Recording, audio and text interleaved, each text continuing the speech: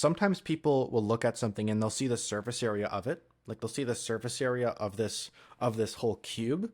And by the time they've like jumped on the surface, they see that it's like, oh, this thing is solid. I can't just bounce on it anymore. And then there's like some depth to it as well. So you see all these other things that are happening and it's like, oh, I'll just go and learn that. And then you realize when you jump on that part of the cube, it's like, oh, there's a whole line straight down and a bunch of other things that come with it, right? So that was that definitely took me by storm. That was that stuff always gets me, but it was worth it. Welcome back to the Free Code Camp podcast, your source for raw, unedited interviews with developers. Today's musical intro with yours truly on the drums, guitar, bass, and keys. 1988 Double Dragon 2, Into the Turf.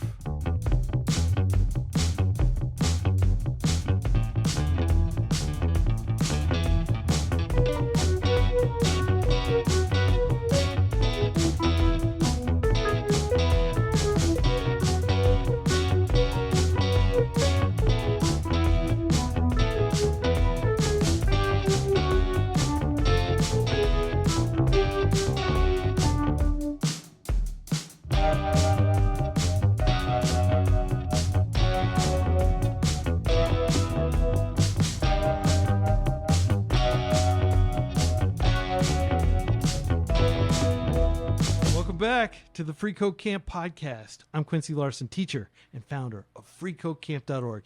Each week we're talking with developers, founders, and ambitious people in tech. This week we're talking with Elliot Arledge. He's a 20-year-old computer science student who's created several popular Free Code Camp courses on LLMs, the Mojo programming language, and GPU programming with CUDA. He joins us from Edmonton, Alberta, Canada. Before we talk to Elliot, support for this podcast comes from a grant from Wix Studio. Wix Studio provides developers tools to rapidly build websites with everything out of the box, then extend, replace, and break boundaries with code. Learn more at wixstudio.com. Support also comes from the 11,043 kind folks who support Free Code Camp through a monthly donation. Join these kind folks and help our mission by going to freecodecamp.org/donate. Elliot, welcome to the podcast. Howdy. I'm glad to be here. Thanks, Quincy. Yeah, and you are the youngest person I've ever interviewed on the Free Code Camp podcast at the ripe young age of 20. I just want to thank you again for creating this awesome CUDA course that has been, extremely popular. Like a lot of people are getting into GPU programming right now. Can you tell us what CUDA is and maybe talk a little bit about its history and why you felt the need to learn this pretty advanced, pretty difficult to learn tool? Yeah, so I mean, the whole thing with CUDA is you start off with these CPUs, right? CPUs are really good at doing complex tasks, but they have a very low amount of cores, like maybe 6 or 8 cores. And then it's like, okay, I can do tasks across, a little amount of cores and do pretty hard ones. But what if I want to do simple tasks across a lot of cores, right? That's where the GPU came from. And so NVIDIA built up on that a lot, and they released a piece of software called CUDA. So the CUDA parallel programming platform, you could say. CUDA is used in a lot of different ways. So you have...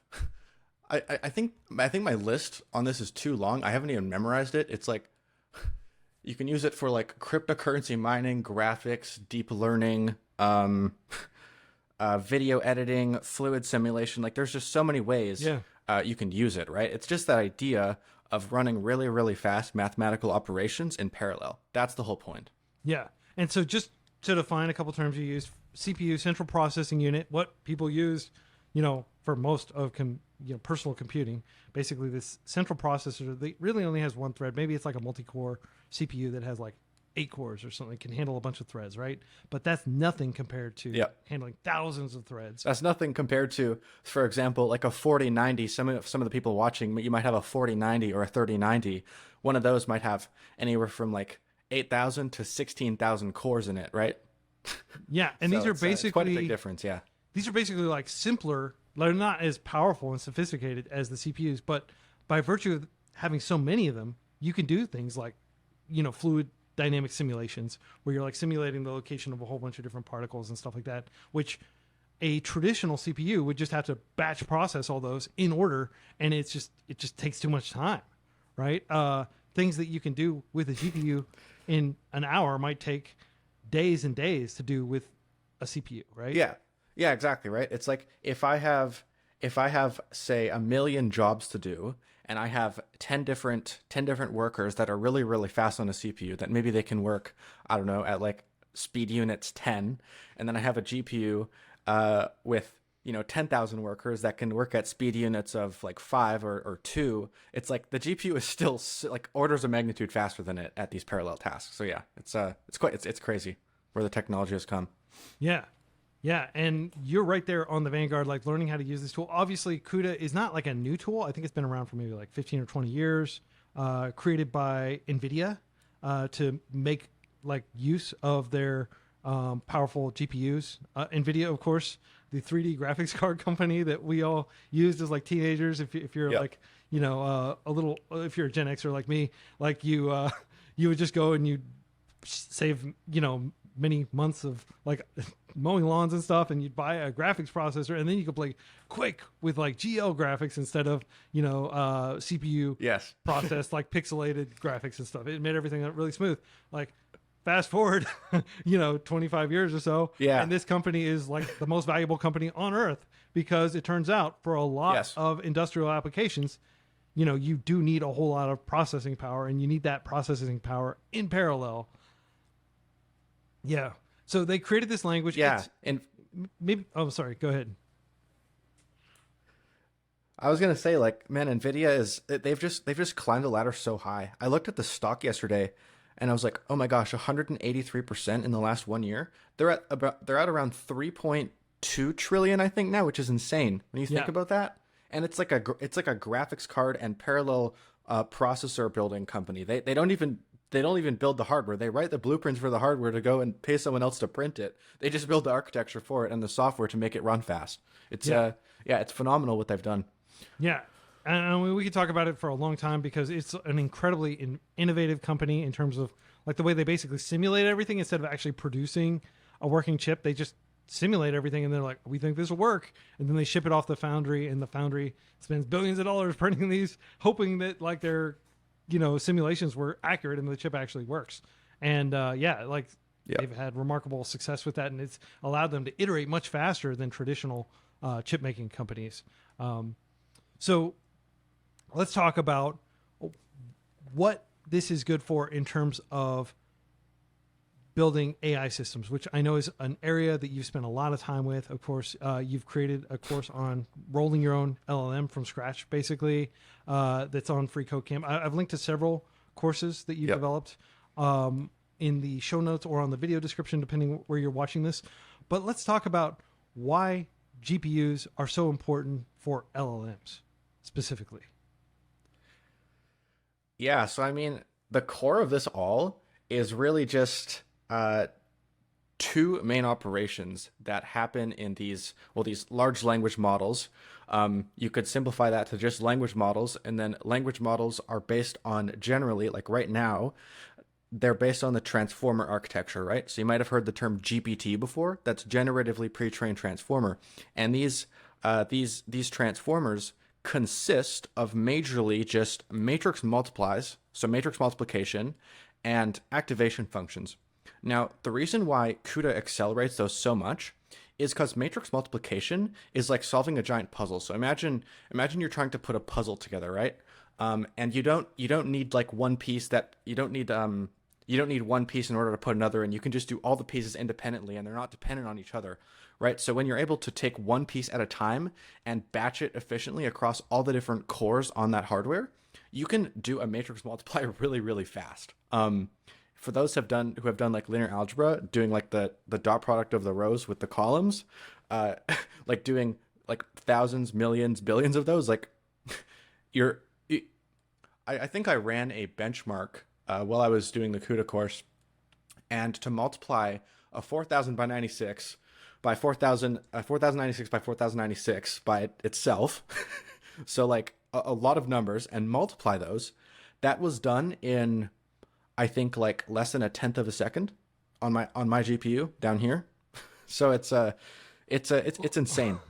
So there's like there's the matrix multiply, which is like the main operation in deep learning, right? And then there's the other one, which is activations, where you essentially just take each number in a matrix or a tensor, and you essentially do a function on it. So, for example, like sine or cosine or ReLU, right? It's just simply an operation to that number. You do a single, like it's very easy to throw parallel computing at that stuff and make it run fast. So that's mainly why you see this stuff like speed up. Yeah. I mean, if you go and run a language model on a CPU and then go and run it on a GPU over here, it's going to be a massive difference. Like you might not even be able to see anything useful come out because it's so slow on the CPU side. So yeah, it's crazy, man. Yeah. Well, just to define some of the terms. So of course, matrix multiplication, where you have a big grid of numbers and you're multiplying them together. And I love that puzzle analogy, by the way. That's like just like, because if you think about it, like everybody has put together a puzzle and they know that like, okay, like you can actually get a lot of people together putting a puzzle together and it actually gets faster, right? Solving a crossword does not necessarily get faster with multiple people because, you know, it might get a little bit faster, but there's diminishing returns. But it, you know, if you had 100 people solving like 100,000 piece puzzle, you better believe that it's going to be done, I don't know, at least probably like 50x faster than having a single person do it, right? Like there are probably diminishing returns to parallelism, but not when the puzzle's big enough, right? And the puzzle is quite big when you're doing, what did you say? You said you were doing a 4,000 by 96 matrix and squared. 4,096 by 4,096, and then that times itself. 4,096. Yeah. Okay. it's yeah. So yeah, it's insane. I mean, typically in deep learning, you don't have like literally 4,096, but you don't have them that big. Like it's typically like batch size by the number of tokens in the context window times the channels or the embedding dimension, and that's typically not like that's not like super high. That's like you can maybe it is, I don't know, but it's not you know, when you're able to have this run on really fast hardware like H100s, I think that's what xAI uses, and OpenAI and Anthropic and all them. I think Anthropic uses some other stuff like AWS Trainium as well, but yeah, you get the point. It's when you have certain specific hardware that's designed to do very fast, like high throughput computing tasks, it's a different ballgame for sure. Yeah. Well, we could talk about GPUs and we could talk about CUDA all day. But I'm really interested in how you are managing to learn all this stuff, because like, I think there are certainly, if you want to learn how to build AI systems, check out Elliot's courses. You know, he's got a comprehensive CUDA course. He's also got an AI systems from scratch with Python course. But if you want to learn how to learn, this man is a paragon of just sitting down and cranking. You've got these time lapses that you do where you just sit down and you code for like 12 hours and it's just like super sped up. It's like 2 minutes long of you just, you know, drinking, getting up to go to the bathroom and just grinding basically. And it's really cool. It's like hyperkinetic. I love it. And it just gets me jazzed and gets me fired up to sit down and get some work done myself, because there's nothing like watching somebody do work to like inspire you to do work yourself, right? It's like watching like an NBA game and then going to the gym and hitting it or something, or going to the court and, you know, shooting some hoops, right? Yeah, you're kind of like vicariously getting fired up. Yeah. And you've shared your methodology through which you create those as well. If anybody wants to create like a super fast, sped up version of like what they did at their desk or something, or you can do it on your screen. I've seen a lot of people, like the guy who there was like this game that was focused around learning the code. I can't remember the name, but he would always post these like, I did like a 24-hour code session, and it would be his screen and like him moving around different elements and like jumping back and forth between the back end and the front end and getting the browser up. And those were super chill. That was like 10 years ago or something. But like, I was like, man, that's so awesome. Like, it's like watching Twitch on like 100x speed or something, watching live coding on Twitch. So yes, you have the energy. I'd be interested in actually hearing a little bit about your routine and how you keep your energy up before we dive into how you learn, because you do seem to have an abundance of energy. I do have an. I guess you could say. I mean, I am 20 years old. Maybe that helps. Um, I've been I've generally been pretty good at like feeding healthy food into my body.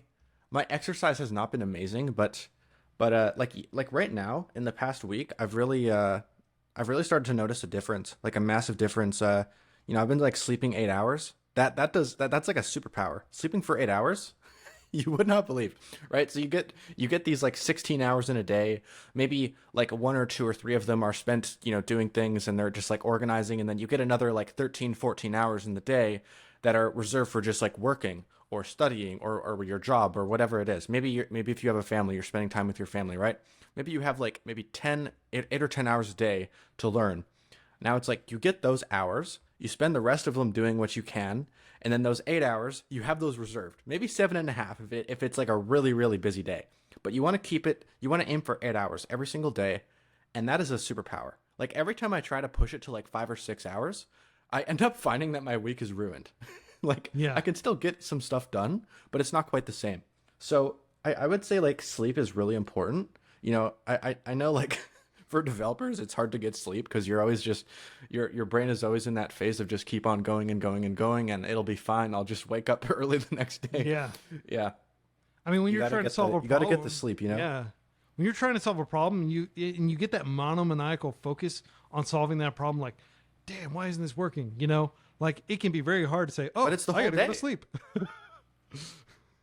Yeah. Yeah, I mean if you can have that energy that you maybe get for a few hours on like low amount of sleep, you get if you sleep for 8 hours, you get that for the whole day. So it's like pick and choose, you know? If you weren't fast enough that day, it's like okay, maybe you should get more done the next day, right? Yeah. That's your fault. Don't like trash your body for that. You know what's cool? 8 hours of sleep. You know what's cooler? 9 hours of sleep. If you try 9 hours of sleep, it'll be hard to go back. You feel like you just have like you've taken like the limitless pill or something, or like there's some cheat code that's been activated. IDF, whatever the cheat code is in Doom to give you God mode, right? It feels like that because you're just like turboing through the day, and like every interaction feels a lot simpler. I genuinely think that like humans used to sleep like 10 hours a day, 12 hours. They'd sleep through the entire winter, like basically Is that just real? like humans, like I didn't when it know was that. cold outside and stuff, they just stay in their caves or whatever structure they'd made, and they just sleep a whole lot because it preserves calories and like I think your body like ages less quickly when you're asleep and stuff like that. So it like technically like slightly increases your longevity. There's a lot of science around sleep, and I'm not going to pretend to have read very much of it, but I do know that like sleep deprivation builds up like not just in your brain, but it builds up in like different organs and stuff. And like sleeping is like a detoxification. It's like that's your opportunity, your body's opportunity to go clean up all the, byproduct that it creates through just like living your Yes. day, running around, going to the gym, like dealing with stressors in your life. If you got kids. See the thing with 9 hours though, once you okay, 8 is usually my good area. Maybe 8.5 depends on how sleep deprived I am. But sometimes 8.5 works. But the second I start going above 9 and like 10, I've even slept for like 13 hours at some point. That's a Like, lot. Oh my gosh, I don't have. Yeah, There's I mean, diminishing returns. I mean, for some of these.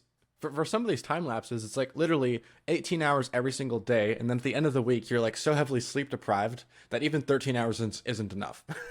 Yeah, so So, don't get in a position I where you have to genuinely make up recommend- sleep. Is my humble advice.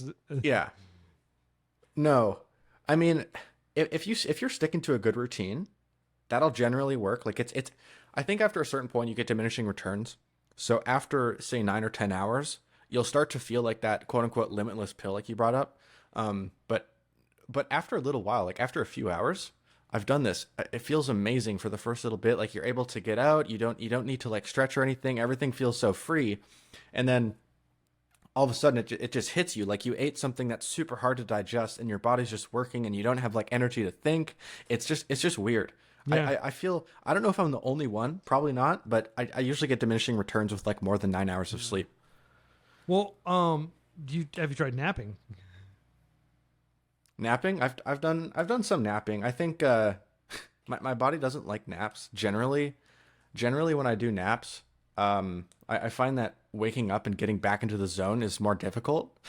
I don't know. Like if I like roll my chair down and then fall asleep for like 2 hours and wake back up, I feel like I feel so tired and like not in the zone anymore. Like I have no Yeah. energy to do stuff. I don't know. Maybe that's just me, but I typically like to maximize what I can with the full day. Yeah, I mean, for me, napping is like a desperation move. Like you're like really low energy, and you're just like, I'm not getting jack done today. I'm gonna take a nap, and like, so it's the last resort for me.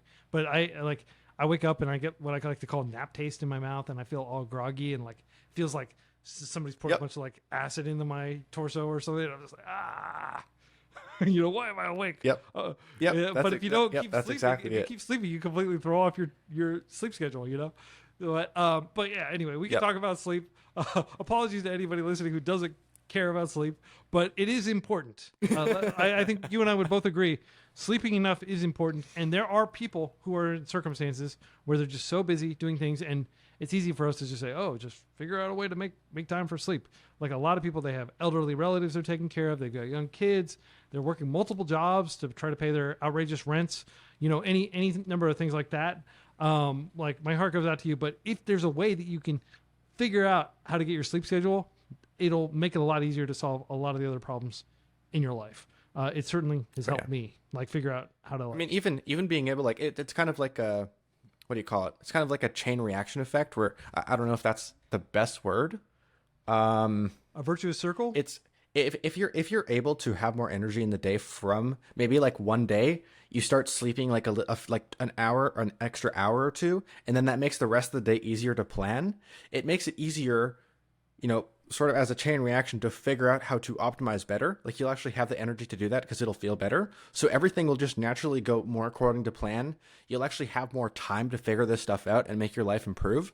So it's like just getting in the first like maybe day or 2 or 3 days. That's just gonna like set it off, and it'll feel like yeah, it's gonna be wonderful, you know.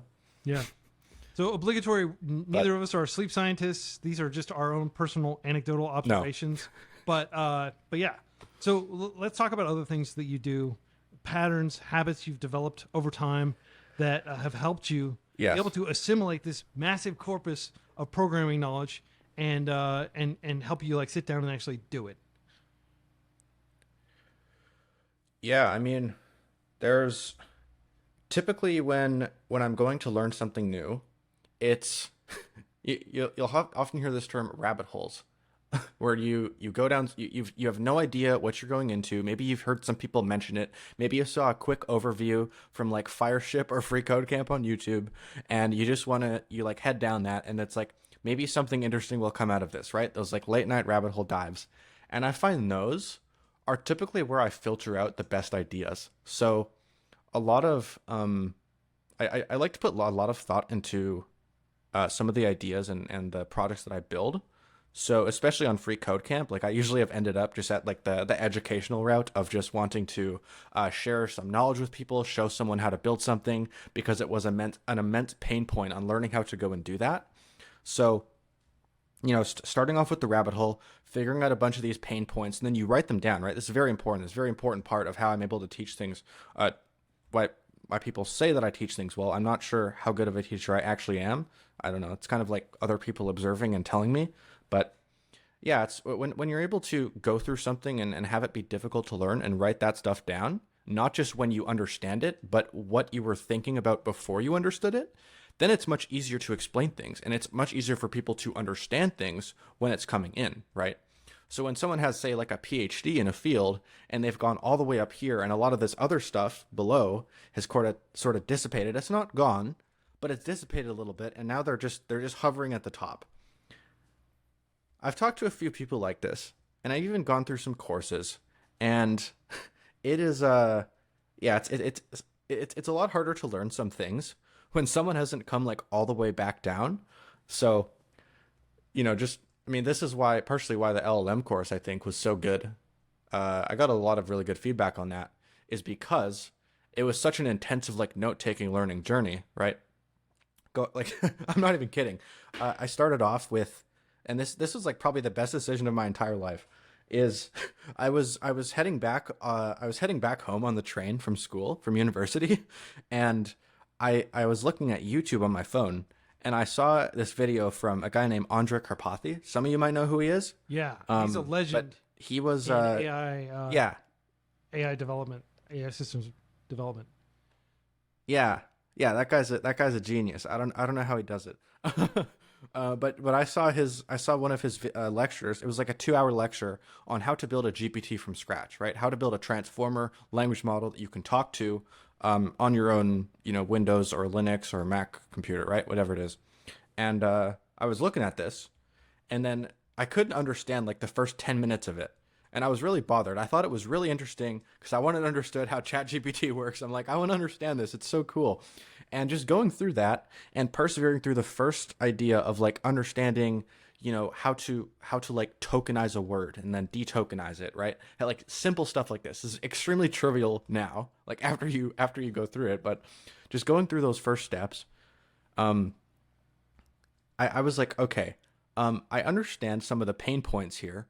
What if, and this was a completely psycho idea. I was like, what if I reach out to Free Code Camp and say, hey, I think I can cover this topic and potentially other ones better. Like I hadn't even gone through the whole thing yet. I literally just reached out to you guys and I was like, hey, can I, can you guys post this video of me like when I'm done of me creating a language model from scratch? And then you got back to me and you're like, yeah, send a demo video over. And I sent it over and you're like, yeah, go and do it. And I was like in this state, I was like totally freaking out. I was like, oh my gosh, this is a real thing now.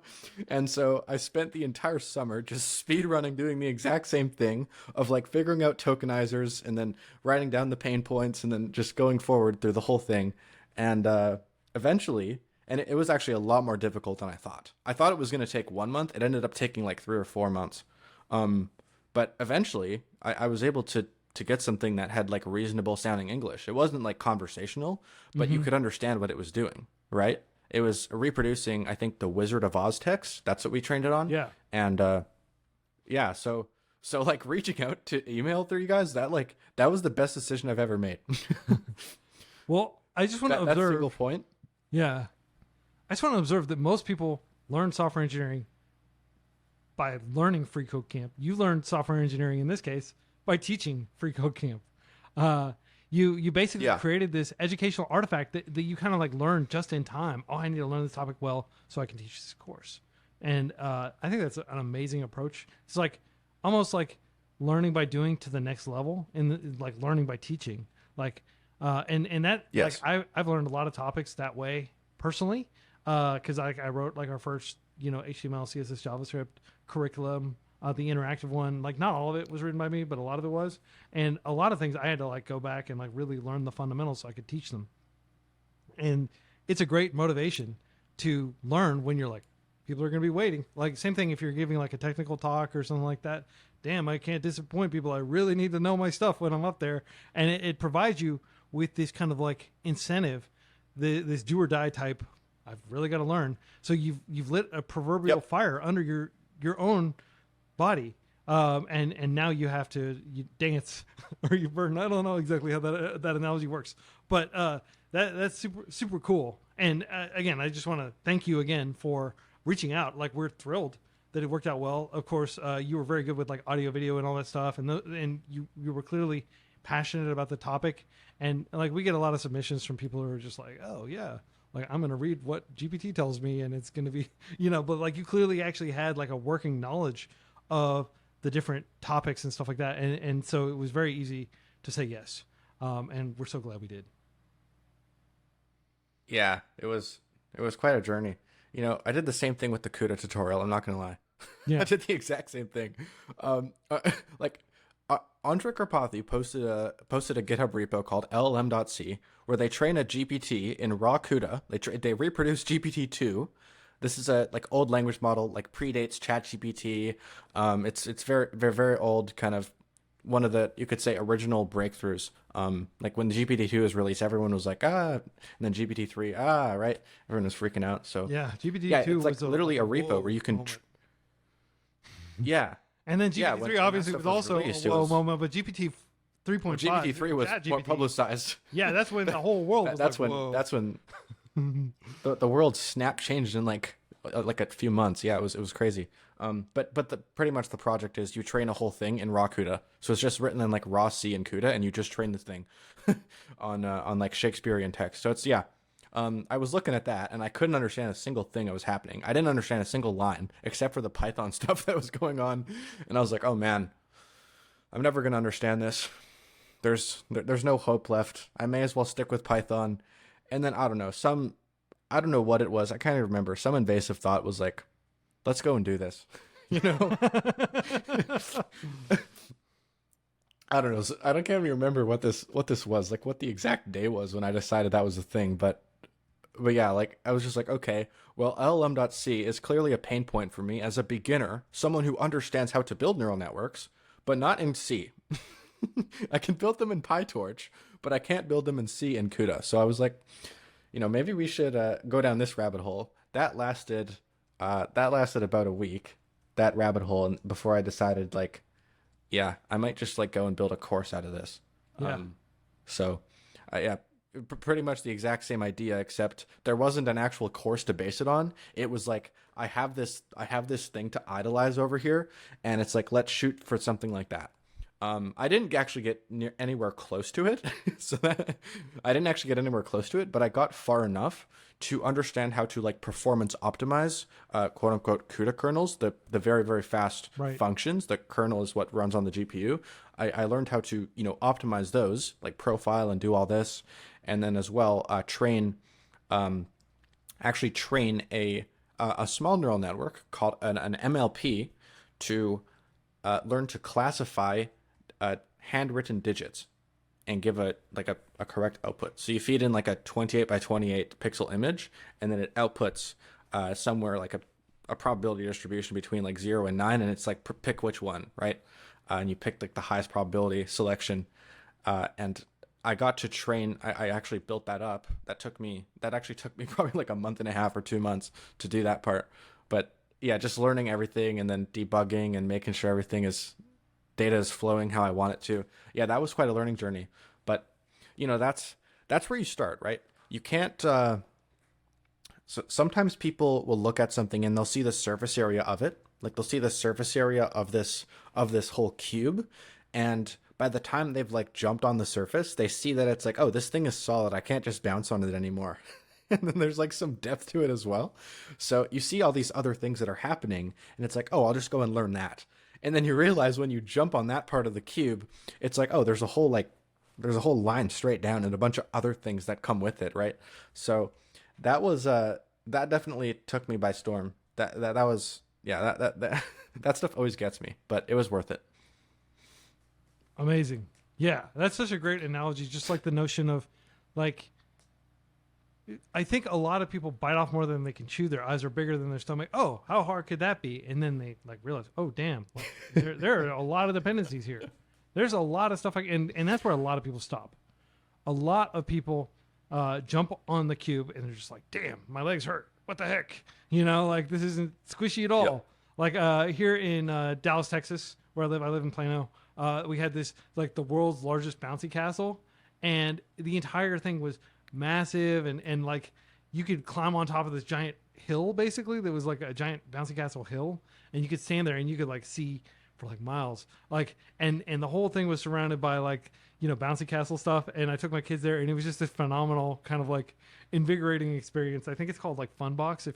It's seasonal, it's not here all the time, but if you're in Dallas, or if maybe they bring it to other cities, definitely go. It's worth the $20 or whatever to jump around on the world's largest bouncy castle and just have an amazing time.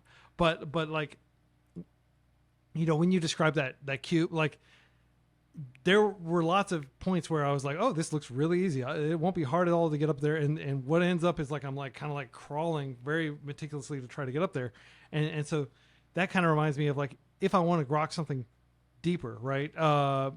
Yes, you can absolutely implement neural networks that can recognize digits in PyTorch or TensorFlow, right? Like that is not rocket science per se. That is difficult, but it's a whole nother level of difficulty when you're trying to do that with C, right?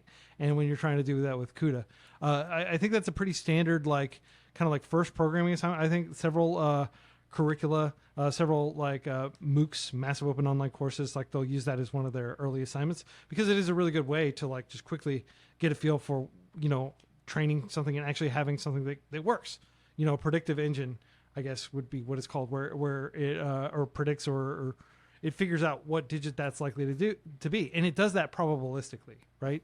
So no matter how terribly, like my daughter actually, she like silly anecdote, but my daughter, she thought it was fun to like draw like a line through her sevens or something like that, because like a normal handwritten digit is like a 7, and it turns out she had like a perfect score on this piano exam.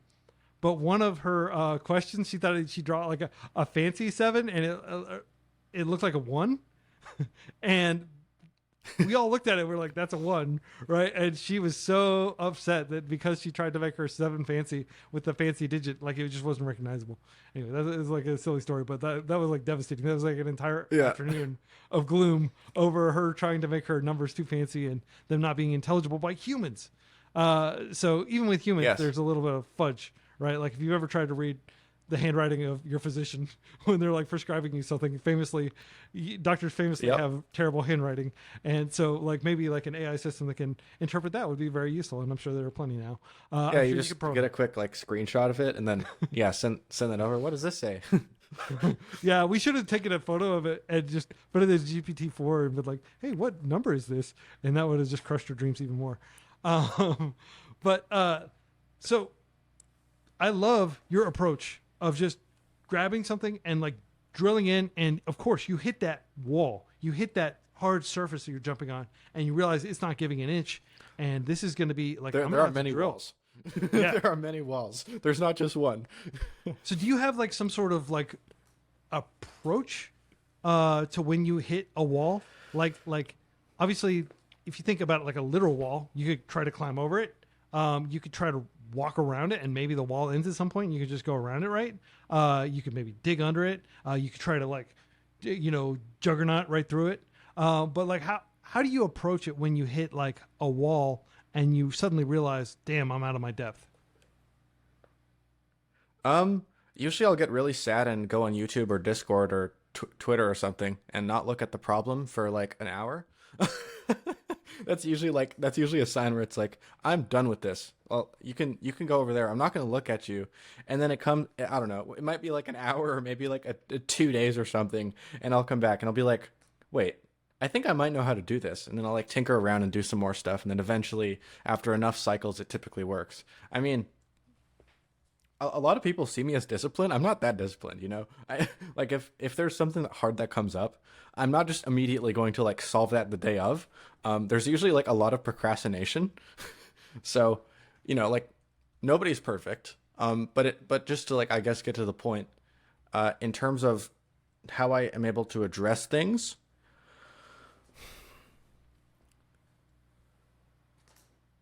Address meaning, I mean, I guess it's different in terms of if I'm trying to solve like a neural network problem in PyTorch versus trying to debug some like C or CUDA code, it's different, right?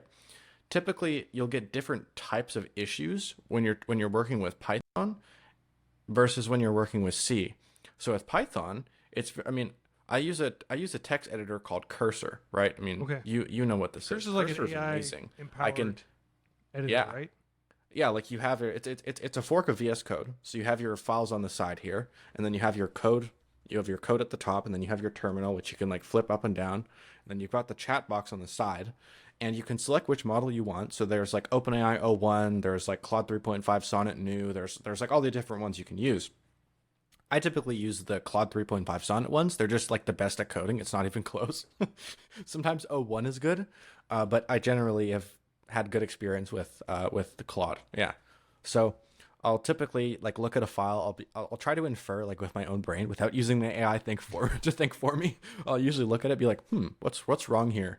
There's like an underline under this. Is that a function that we can use? Does that exist in the documentation, or did you make that up? Did you make that up when you were generating it, right? And then I'll maybe look at the docs, or I'll be like, hey, did you make this up? And it'll be like, oh yeah, I actually did make that up. And then it goes and changes it. and it's like, oh, it works now. Yeah. Yeah, like this happens all the time. Like every single day I'll be writing, like right now I've been writing a lot of Java for like Minecraft mods, and it'll hallucinate some function in the mod in like Minecraft Forge or Fabric, whatever I'm using. And I'll be like, are you sure that exists? It'll be like, got me. Yeah. And it'll go and correct itself. But yeah, I think AI augmented coding is like really good. Being able to like go through things really, really fast. Um, Being able to like go and write some boilerplate. The boilerplate stuff is hard. I mean, I don't just want to sit on a keyboard and type for an hour straight. It's like, okay, I have this idea in mind. Go and make a template of this and I'll upgrade it later. Just get the base functionality working such that I can add things onto it, right? That's the part that's like intellectually hard for people. It's not like necessarily boilerplate. That stuff is just like annoying grunt work, which you don't actually have to do that much of anymore. It's more so like, what is the actual engineering problem I'm trying to solve? Why is this problem so hard? Where can I find a solution to it? That stuff, most of that should be done in your brain, right? You can use language models to help you if you're trying to like, maybe if you're a little bit naive to the topic, you can use them to help you. But generally speaking, you want to use your brain for those tasks. You don't want to just have the language model go off and spin. It'll burn your API credits so quickly. So yeah, just popping into Cursor and just whether that be in like a Jupyter notebook or just in like a C file or a CUDA file, just like try things out. Boilerplate, and then like add this, right? If I want to test like a tensor core operation, I'll be like, okay, where do these exist? I'll look through the NVIDIA docs and I'll be like, oh, found it. Can you go insert this, please? And then it's like, oh, does it work or not? And then I can sort of look at just break it down depth wise, right? Typically, like this is generally how I approach building the whole CUDA thing, the whole like all the CUDA code in the course, as well as the side project of like identifying digits, is I'll like use Cursor and speed through something super quickly to make sure that it works. I'll like figure out, like, worry about robustness later, right? Just try like get an MVP working. and then if it works at some point, when I'm usually able to get working in like maybe a day or two. And then at that point, it's like, okay, now let's go and break this down. And if I don't understand something, I'll be like, hey, what's this? And then you just kind of, you have all these tools at your disposal, right? It's just a matter of how you use them. You can, you have like really, really powerful language models. You have all these documentation, you have all these docs you can sort through. And then, of course, you can use your own reasoning up here. Don't ever forget that thing. Yeah, it's... Yeah. I mean, like... the human brain is still way better at doing things than like entire organizational structures are, entire, sophisticated distributed software systems. Like the human brain is just, don't sleep on it. Don't sleep on your own brain and your own ability to like come up with novel solutions. Yeah. That's awesome. Yep. And I'm glad you're getting so much knowledge. I'm a little scared for the I'm a little scared for the next generations on how powerful these things are going to be. And like my children might just be able to pull up like some another fork of VS Code or something on their like Mac M8 Max or something when that comes out, and they'll just be flying through, and I'll be like, did you write that? They'll be like, no, Claude 7 did it for me. Yeah. Right. Or GPT-8, whatever it is. There's no substitute for actually understanding what's happening under the hood. And by going down to the C layer and the CUDA layer, you are kind of going several layers deeper than most developers, frankly, do. And I think that's totally admirable. I want to talk to you about this. You've said that college is a backup plan. Like, do you technically need to finish your university degree? Maybe not. You may be able to just go out and get a job. I mean, like the market is very hot for people who understand how to do CUDA development, right? And yet, there you are. You're like, I think you're a sophomore. Is that correct? University? Yeah. I'm second year computer science major. Yeah. Yeah.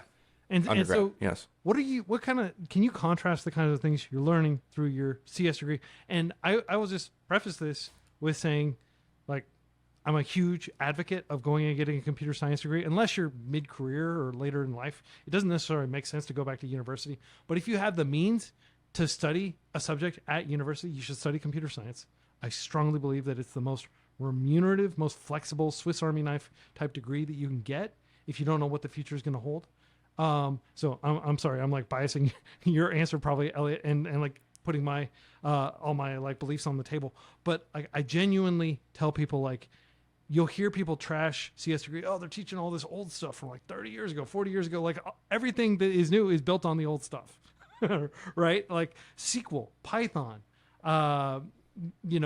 C, Linux. Like these are older technologies, mature technologies that everything is built on, right? So it does not hurt to go back and learn them, and they haven't changed that much, right?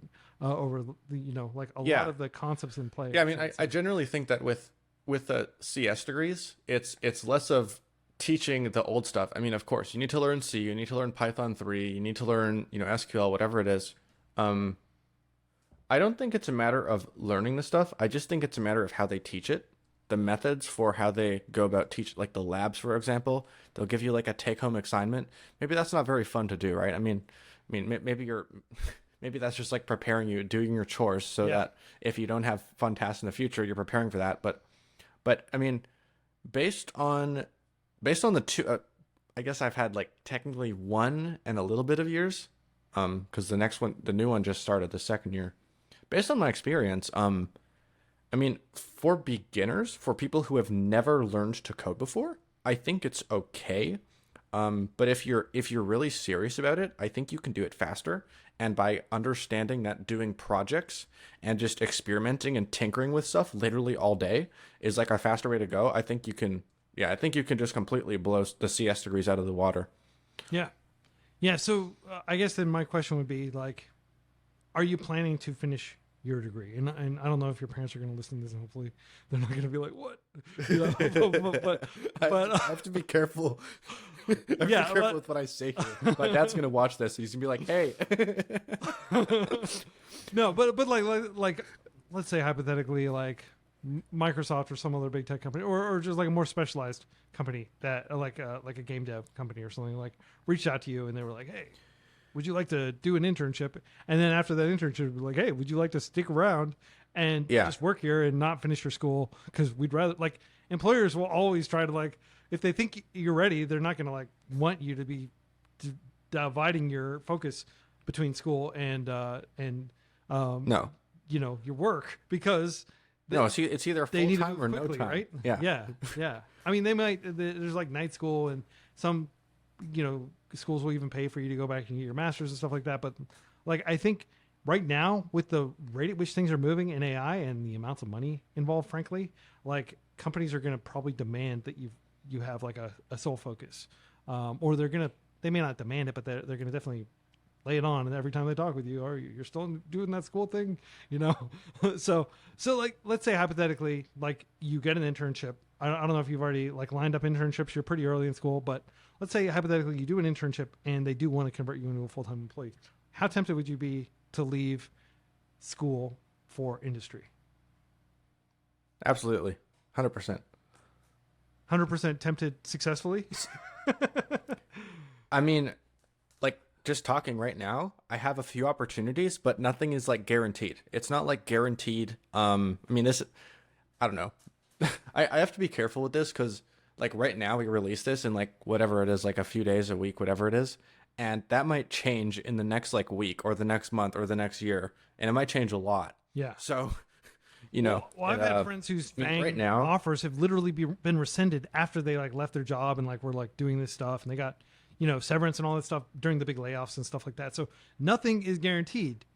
Definitely take that as a granted. But like, assuming that at least one of those opportunities came to fruition, and if you've got a basket, diversification reduces risk, right? Like you've got a basket of potential opportunities. Let's take for granted that like at least one of those is likely to work out. Yeah, well, if one of them is likely to work out and actually does, like, do an interview, whatever, get the offer, I'm not going to school for the rest of the year. Simple as that. Okay. Yeah, that's good enough. Like literally anything to get out. I mean, I don't learn that much for my degree anyways. Like right now, I kid you not, I'm about halfway through my data structures and algorithms course in Python. Okay, so it's not too crazy yet. I mean, if I left now, I'd probably miss out on some of the more fun stuff later, but it's totally worth it to just go out and like work on cool AI stuff in like a lab or something and work with really, really cool people there. Yeah. I would instantly take that. Yeah. Well, I'm glad to hear that like you're candid with yourself and you've thought about this stuff, and because you're probably going to face a lot of pressure, not just familial pressure, but from like your classmates and everything, like maybe your profs. Does your school have the ability to go back? Like Stanford is famous for like you can leave and come back all the time, and people do. People like go and found like some startup that doesn't work out, and they come back and they finish their degree because a degree from Stanford is worth quite a bit on the job market, and you learn a lot along the way. And so they have kind of like this porous kind of like membrane that you can pass through either way, right? What is it like up there where you are? And I like my knowledge. Of course, I used to live in San Francisco and the Bay Area, and like I know a lot about the like tech ecosystem over there, the proverbial mecca of software development. But I know a lot less about like Canadian market, Edmonton, for example. Like what is it like there? The employment market like there? Are employers like friendly with people that dropped out of college, like they might be in Palo Alto, for example? So I mean, here we have the University of Alberta, we have MacEwan University, which is what I go to, and we have NAIT, which is what I used to go to as well. As for the job market, I'm actually not too sure. I haven't explicitly looked for opportunities in my city, mainly because the big stuff is over in, like California or Austin or even like Europe for that matter. Who knows? Yeah. So right now I've talked to like my sample size is not very big, so I don't want to talk. I don't want this to be taken I don't want this to be taken heavily, but I've talked to I think like one or two people in my city that are actually like actively recruiting software engineers, and every time it's been do you have a degree? Yes or no? You don't have a degree. We would love to work with you, but I'm sorry we can't. Okay. So, I mean, I've shown them some of the stuff I've worked on. They're like, sorry, we can't. It's like, okay, you're a loss. Yeah, and like to be fair, like companies are risk averse, and that's one of the things they do to mitigate risk is like, well, let's just hire people who've already finished a degree. And this is one of the reasons. Not everyone. Yeah. Yeah. Go ahead. Not everyone is not. Like every person that drops out of a CS degree isn't going to be like me or the next guy, right? So the risk adversity is really important. They have to be careful with that, but I also think it needs to be like the process where they actually look at the person and evaluate them. That might need to be improved, right? If you just look at any person at all and just kind of be like, oh no, you don't have a degree, we can't take you. I think there needs to be more there. Yeah, and that seemed to be the approach that a lot of companies in Silicon Valley are taking. I think the statistic I've heard is like you're 20 times more likely to find an engineer if you're just walking around like, Google's campus or Facebook's campus or something, like grab some random engineer. They're 20 times more likely to have a degree than to not have one. But ostensibly, these FANG companies and other big employers are open to bringing on people. And so that does mean like the 21st person would potentially have, no degree. So, and I do know lots of people who work in tech. Like a lot of them tend to be older who don't have a degree because they just like worked for a long time. Like maybe they were doing it during the original Silicon Valley bubble, and they just had opportunities. They never had to go back to school and stuff like that. But it is a viable path. So what you're saying kind of jives with, I think, what the typical job seeker's experience is going to be like. Even if they are exceptional, they may just be dismissed out of hand because they don't meet the criteria of checking that box for having a degree, which is one of the reasons I tell people to stick it out and get the degree if you can, unless you've got like some like really dramatic opportunity, or you happen to be going to like a school like Stanford where it's frictionless for you to just re-enter as a student, as an undergrad, if things don't work out for some reason. Yeah. So, one of the things I'm really excited to learn about from you is just where you think things are headed, because you have the benefit of having built a lot of these systems yourself. You have the benefit of having observed the improvements in LLMs, which is a very specific aspect of AI, but it is arguably the fastest moving and most promising area right now. I'd certainly love to hear if you think there are other areas that are promising, but where do you think this is going, and what are your thoughts as somebody who works closely with these systems as kind of a software engineer, and who actively also reads a lot of research? Yeah, I mean, in terms of the way things are going, it's if you look back to to like the original, GPT-1, I think it was, led by OpenAI, all the way up to like GPT-3. You look at some of the core stuff in there, and that was like a lot of it was massive, right? Most of it was just like scaling up the model. That's what most of this is. It's just like buy more GPUs, run these neural networks with like larger hyperparameters on them, like larger batch size, longer context window, bigger like embedding dimensions in the tokens. Like you're just scaling things up, adding more layers, right? But the part that really interests me is figuring out how to sort of break those scaling laws, not break them, but find different architectures or find things that you can add on to the existing architecture or swap new things in with, that will make the scaling better, right? So right now, if you have, I don't know, some like base loss curve that represents the scaling of language models, like essentially the scaling goes,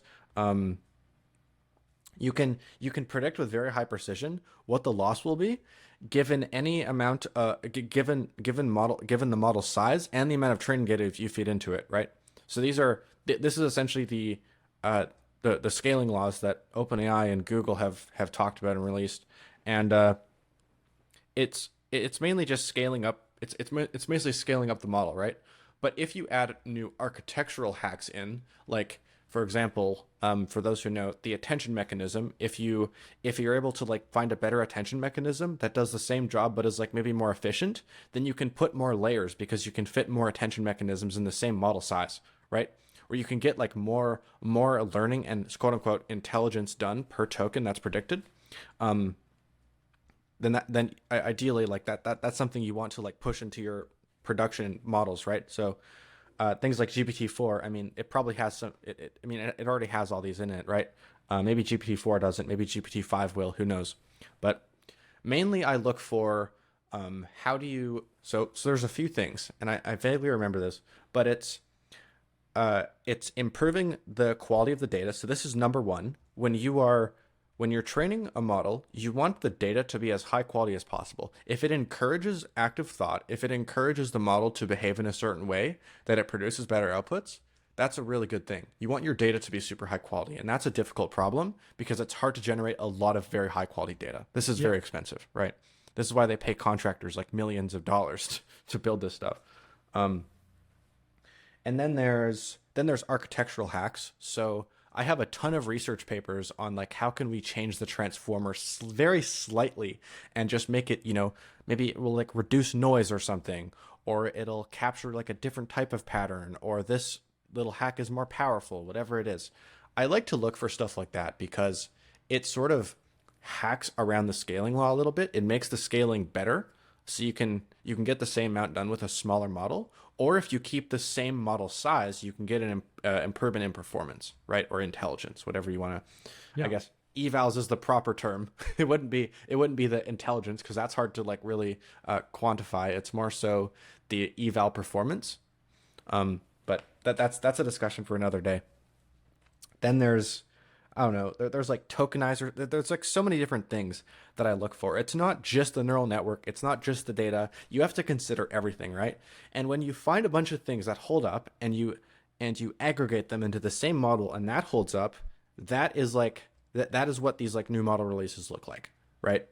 When you take like 100 different mini breakthroughs and you aggregate them and they all hold up in this grand, like when they're all together, that's like, that's considered like maybe a breakthrough or I don't know, whatever term you want to place on that. Yeah. So it's just like a lot of small incremental boosts, but where depending on where they sit in like kind of like the flow can have outsized impacts on the rest of the flow. Right? Like you might find something very early, like an optimization in your tokenizer that like just happens to have like this dramatic leveraging effect for the rest of the system, right? Yeah. Yeah, there might be things that just snap change it like this, but again, it's still going to be aggregated across all these many little or even rather large changes that make the models improve, right? I mean, it's not just if you add like one thing, it might just be a snap change. It might not be. If generally how it goes is you have like a bunch of mini things and you don't see like the snap change of like the model improvement. You see like that's what the users see. When the users see a new model release, what they see is we went from here to here. But what the researchers see is each little point that improves. It's like if you discover something, if you improve 1% every day, then at the end of the year you'll be like, I don't know, whatever time, it'll be like an insane amount, right? So Yeah. it's like the researchers get to see these little like 1% each day or each week or whatever. And then when you aggregate all this, it's like at the top, it's like, oh my gosh, that's insane. I'm scared of this Yeah. thing now. It's so smart. Yeah, just dramatic so it's- compounded returns. And I love what you said about like the model release seems like a huge step change, but that's because there are tons of tiny little incremental changes, just like engineers spending time thinking about these different things and trying different little experiments. And then those all aggregate over time. And then the model release, like maybe we'll get GPT-5 in like a year or so, but it's going to be, tons of tiny little innovations at various points during the flow. And I say flow because I'm not sure exactly what it's called, the pipeline. I don't know what like a machine learning engineer would call the entire process that ultimately produces this model that can do inference, right? But Sure. but like you get those benefits, and so to a consumer who's like, whoa, this is like so much better than it used to be, like it can seem like people are extrapolating this out, like Skynet's going to happen next year because look how much better it got this year. But there are, in some respects, like diminishing returns as well. I mean, we've been talking about diminishing returns to sleep. We've been talking about diminishing returns, to spending time like thinking about a problem, like all those things. Like the law of diminishing returns really is one of the most fundamental, important phenomena in nature, right? And it applies to, machine learning research as well. Like, what do you think is likely to happen? Just a wild ass guess, just fire at the barn, right? But like, what do you think is likely to happen over the next 5 years in terms of model growth? Do you think, reading all these different papers, do you think that we're going to continue to get these dramatic step changes, or do you think things will slow down, or what is likely to happen based on your current understanding of the science and the engineering? So it's super funny. Whenever someone like puts out a bold statement about what they think is going to happen, sometimes someone might like take this and like put it on Twitter or X or something, and they might they might be like, "What is this outrageous prediction from Elliot? What the heck?" But I guess just to like, kind of if we're ignoring that, I think there's a lot of variables, right? Please don't bother doing that. If you're listening to this, please don't like call them out like, what is this madness? Please put it in the context. Just tell them to listen to this podcast so they can actually have the context of the conversation instead of some cherry picked excerpt that makes Elliot look like he's like trying to be some futurist or something like that. Yeah, I mean, I guess there are a lot of variables, right? It's not just one grand thing that I think is going to happen. I think right now the research progress is pretty good, but if I sort of keep those intact, I can say maybe like a Claude, maybe like a Claude 4 or a Claude 5 at some point in the next, think of the current, Anthropic Claude 3.5 Sonnet new version, but maybe like way better at coding tasks. Like maybe it gets 95% of the questions correct and it like makes you go super speed. I would think of something. I guess like naively, it's okay to think of that, but in my view, I don't think it's just going to be transformer scaling forever.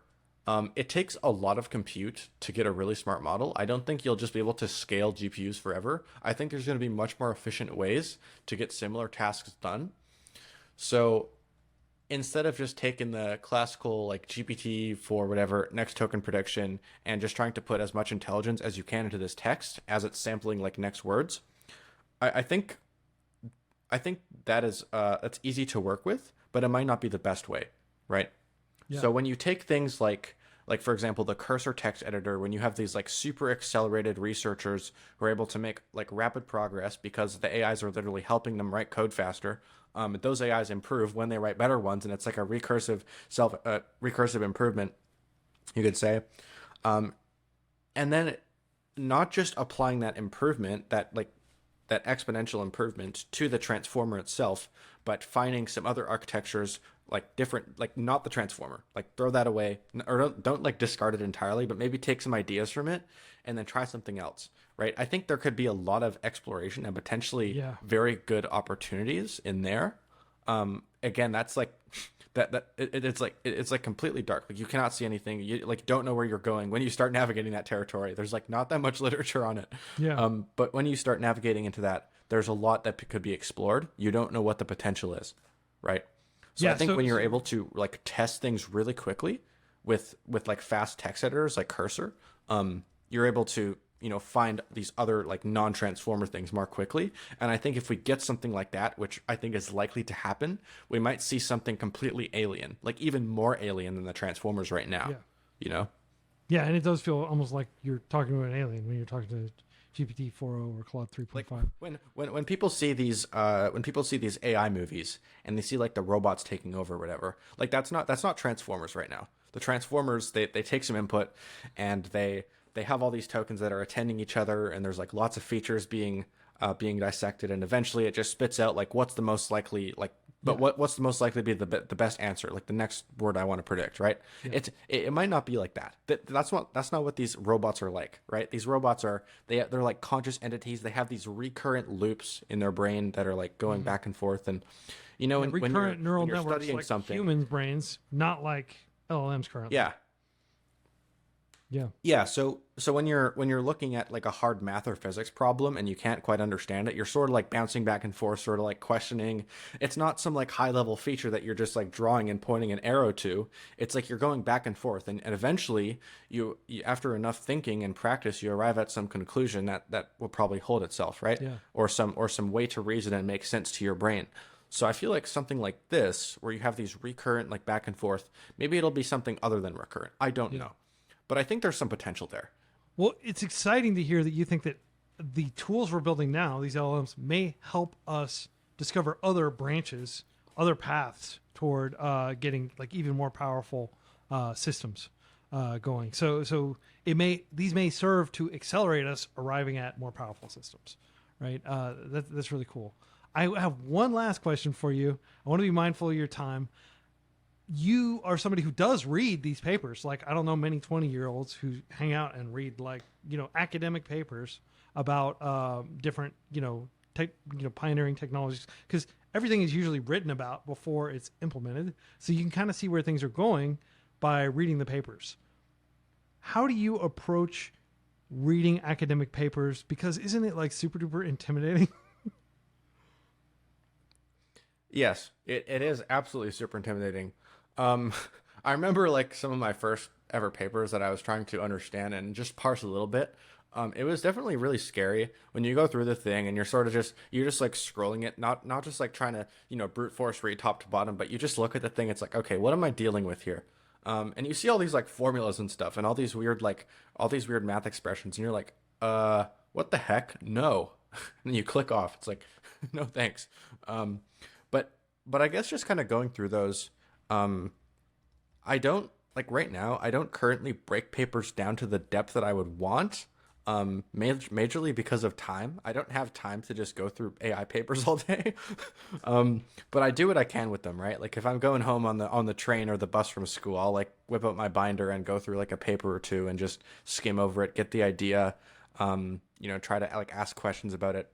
Typically when I'm going through a paper, I'll look at the abstract first. That's the first part. You just want to understand, okay, what the heck are they doing? What's the general idea here? Even if you don't even if it doesn't click right away, you still want to understand, okay, what are we doing here? What's the point of this? Let's associate the title with the abstract. What are they getting done?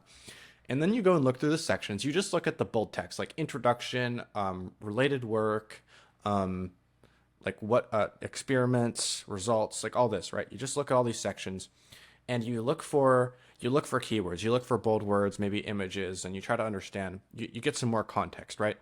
It depends. It also depends on what you're looking for. If you're just looking at something, try to just naively learn some idea from it, you could go down that route. But a lot of people are looking at a paper and they're trying to understand, how much does this actually benefit me? If I were to go and learn this, how much would it improve my research and engineering, whatever? So sometimes people will literally just skip. They'll read the abstract and they'll go straight to the results. Like how good actually is this, right? That's kind of how I do it. If that's not you, yeah, right. You look. Is this actually good? which is I think that's a safe option to like look at, is this actually good or not? And you see whatever benchmarks it's evaluated on, and then go from there. But if you're looking at the results, and you're also trying to learn and potentially build the thing, I think it's important to understand which sections you're reading. Like, look for the keywords. When you're reading something, don't just assume that don't just assume that everything's going to make sense in your brain, because it's not. You're going to see like a lot of words, probably like 20 or 30% of the words that you see, 20% of the important words, you might have like no remote clue what they're talking about. And so you'll like circle that on your piece of paper, or highlight it on your doc, and you'll ask that question, and you could dig deeper into it. Like, what does this mean, right? You pull up like maybe a language model, or you pull up, Google search, or even Perplexity for that matter. I know Perplexity is like a great tool that I use. Yeah, it's an you go AI and look at this word and enabled search engine. Yeah. Yeah, I literally do Command Shift P on my keyboard. It pops up a little search tab in the middle, similar to like the Mac Spotlight. Yeah. And I just type in something. It like searches through all the links on the internet, and it gives me the best ones, right? Yeah, it's really nice. But I'll typically look through I'll kind of look through like I'll typically look through when I'm looking at a certain paragraph. I'll be selective of which paragraphs I read in which order, but I'll typically go through it and I'll read top to bottom, because I don't know. I think it's like a bad idea to not read top to bottom. You kind of just want to get like, what are they getting across here? You circle the words that don't make sense. It's structured that way for a reason, right? Like, papers are structured that way because that's like how the authors and the editors at the academic paper, organization, like, they want you to read through that journal article in that linear way, because that's why they structure it that way, right? So sorry to jump out and state the obvious, but I commend you for actually kind of using as intended. Yes, yeah, it's important, and apology if I missed some of the details on it. I'll typically go through top to bottom, very select paragraphs. You kind of pick which paragraphs you're looking at. You don't just go through like reading it like a storybook. That's always a bad idea. You learn that very early on. That's reading like a storybook is a bad idea. Or at least I found that to be like not very useful. But yeah, I mean, you can kind of separate it into what have other people done? What have they done in here? So like usually the core of it, where I take the most notes, is when they have some algorithm outlined, and they'll have some like text description on what exactly they're doing here and all these different variables that they're using. And it's like just putting those together and projecting it onto maybe text or a drawing or whatever it is in such a way that you can make sense of it. I think that's really important. Being able to take something and like essentially it's the time that you see the section on how the algorithm works after reading like most of everything else. When you see like the core algorithm itself or the proposed algorithms, how quickly can you implement that in a Jupyter notebook, in PyTorch or something, right? How quickly can you go from A to B? I find that to be like one of the core problems there. I know people like Andre Karpathy, or I don't know if Ilias at Skever does it. I know like Alec Radford. I've heard lots about him from OpenAI. These people they'll just look at something or have some idea, and how quickly can I put this into a Jupyter notebook, right? Yeah. Just get the cells working, make sure they don't give errors, done. And then you test and you run experiments on the thing once it actually works, and then go from there.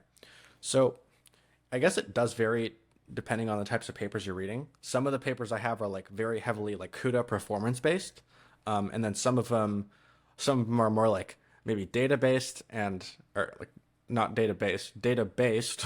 So maybe they use some sort of like post training mechanism on the neural network to like make it like specifically smart on a certain thing, or not give unethical responses to things. Yeah.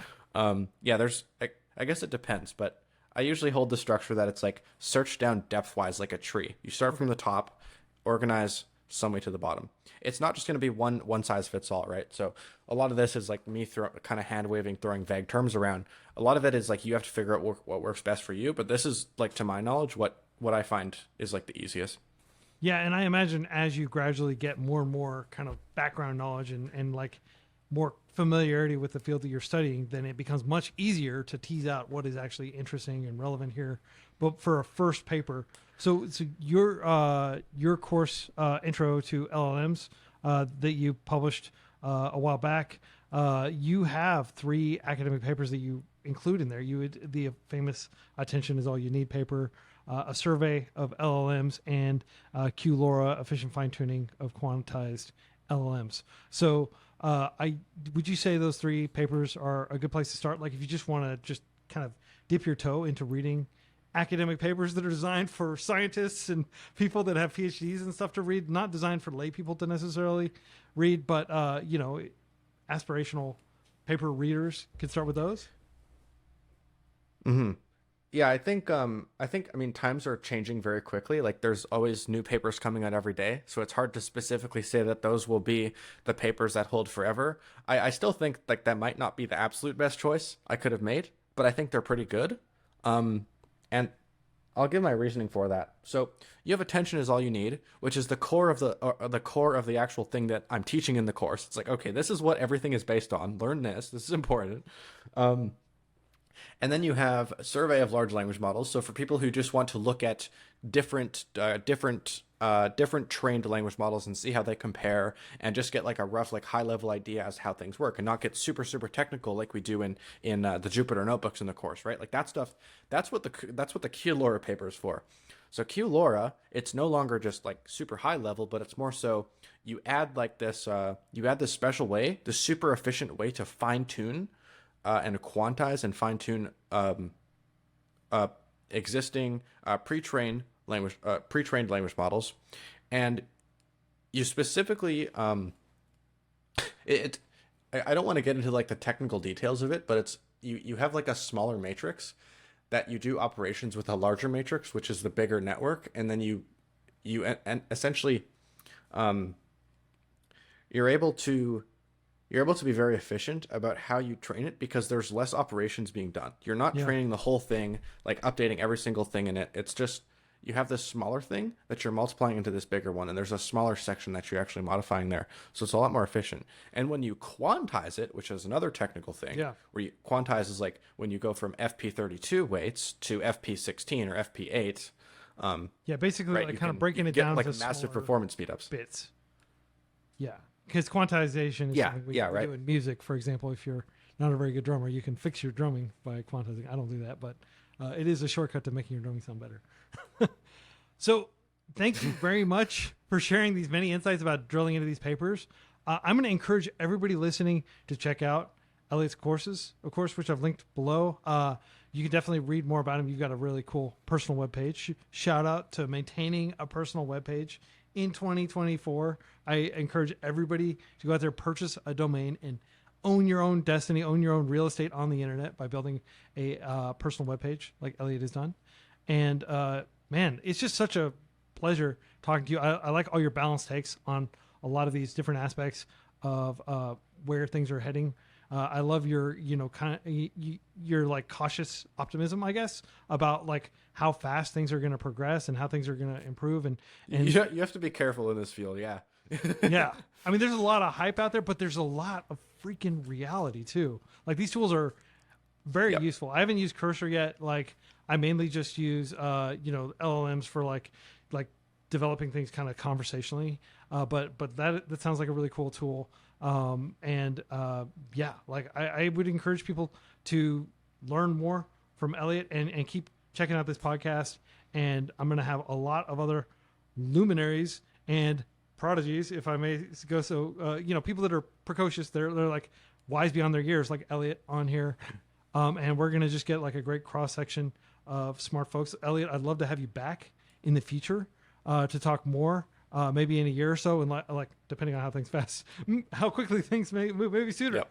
But like it feels like there's so much to talk about, and I'm really excited to see how things unfold for you in terms of just like little improvements you can make in your own process and in your own learning and in your own development of like tools and apps and things like that. And thank you for being so open and learning in public and sharing these artifacts of your learning through the FreeCodeCamp community and through your own YouTube channel, which you've got lots of cool little tutorials, like like your Raspberry Pi GPT tutorial was really cool. I watched that this morning while I was eating breakfast, and it's just like cool to watch you just wire stuff, just doing stuff, right? Permissionless innovation, just going out there and getting it done and picking things up. And Exactly. applying them. Yeah, man. It's about the journey, Yeah. Well, thanks again. And everybody tuning in, have a fantastic week. Until next week, happy coding.